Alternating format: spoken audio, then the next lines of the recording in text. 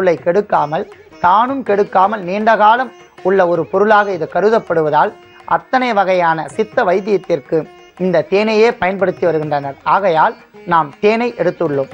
அடுத்ததாக மிளகு சூரணம். மிளகை நாம் பொடியாக எடுத்து வைத்த இந்த பொடி. மிளகு பொடிக்கு மிக சிறந்த ஒரு ஆற்றல் உண்டு.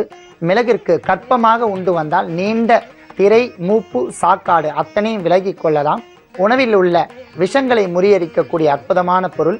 நெஞ்சு பகுதியில் மற்றும் கோழையை அகற்றக்கூடிய பொருள். தொண்டையில் உள்ள குற்றங்களை நீக்கக்கூடிய அற்புதமான பொருள் இந்த மிளகுத்தூள். இதையும் நாம் எடுத்துக்கொள்ளலாம்.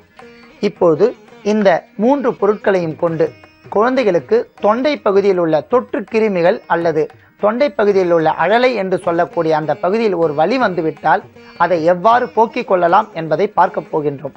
அதற்காக முதலில் நாம் கரிசாலை என்று சொல்லக்கூடிய அந்த கீரையினுடைய சாற்றை 1 டீஸ்பூன் அளவிற்கு எடுத்துக்கொள்ளலாம். இந்த கரிசாலை சாற்றை 1 டீஸ்பூன், குழந்தை என்பதால் 1 டீஸ்பூன் அளவிற்கு எடுத்துக்கொள்ளலாம். அடுத்ததாக இத்துடன் நாம் தேன் 1 டீஸ்பூன் அளவிற்கு சேர்த்து கொள்ளலாம்.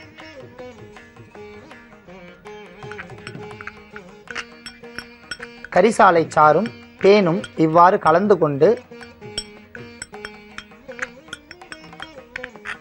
நன்றாக கலந்து கொள்ளும். தேனும் கரிசாலை சாறும் நன்றாக கலந்தால்தான் இதனுடைய மருந்தினுடைய வீரியங்கள் அதிகரிக்க செய்யும். அத்துடன் அரை சிட்டிகை போதும். மிளகிற்கு அதிக காரத்தன்மை இருப்பதால், மேலும் குழந்தைகளுக்கு உண்டான மருத்துவம் என்பதால் அரை சிட்டிகை மிளகுத்தூள் போதுமானது. மிளகுத்தூள், கரிசாலை சாறு, தேன் இவை அனைத்தும் கலந்த கலவையை நாம் எடுத்துக்கொண்டு அன்பான நேயர்களை உன்னிப்பாக கவனித்துக் கொள்ளவும். இந்த 1 முதல் 5 வயது உடைய குழந்தைகளுக்கு இந்த கை விரல்களால் தொட்டு நாக்கில் 3 முறை தடவினாலே போதுமானது. 5 வயதிற்கு மேற்பட்ட குழந்தைகளுக்கு 1 முழு டீஸ்பூன் அளவிற்கு கொடுத்து வந்தோமானால் தொண்டை பகுதியில் உள்ள குற்றங்களை பரிபூர்ணமாக நீக்கும்.